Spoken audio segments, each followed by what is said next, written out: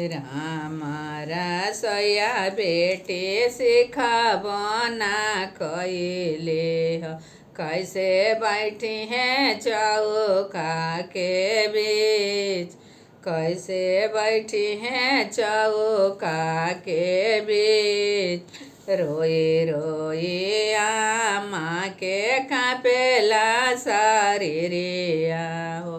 कैसे बेटी ससुरा में जाए, कैसे बेटी ससुरा के जाए।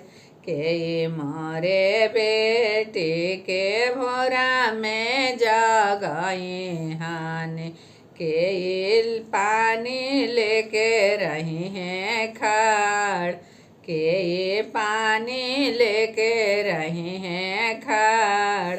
के मोरे बेटी के झरिए लांबे के सिया हो। के करी हैं सोरा हो सिंगार, के करी हैं सोरा हो सिंगार। खेता खरी हानावा से आवे ले बेटी के पापा, धाना के लगा समझाए, धाना के लगले समझाए। करना ये धाना तो साबुरावा हो।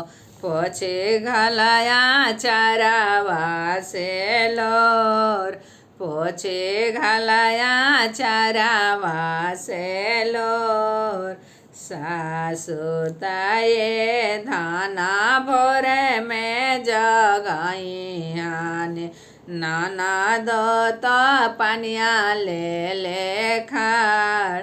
नाना दो रही है पनिया ले ले खाड़। गोतिनिता झरिए धाना लंबे ओनो कर के सिया हो।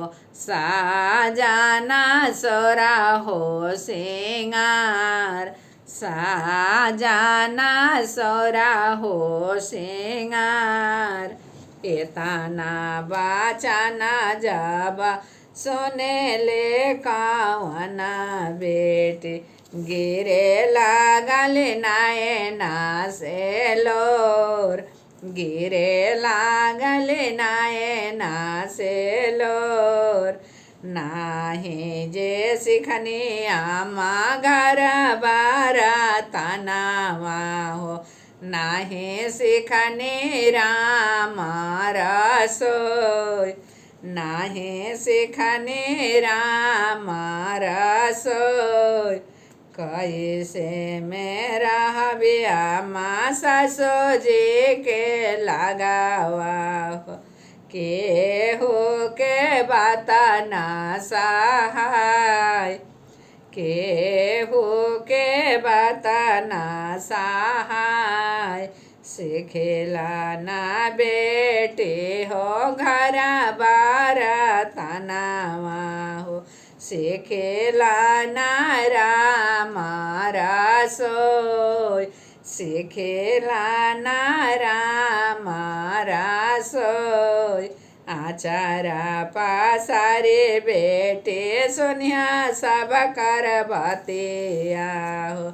माना दिल रहे हाला गाय, माना दिल रहे हाला गाय। केहू के ये बेटी जा बाबा जाने दे हो।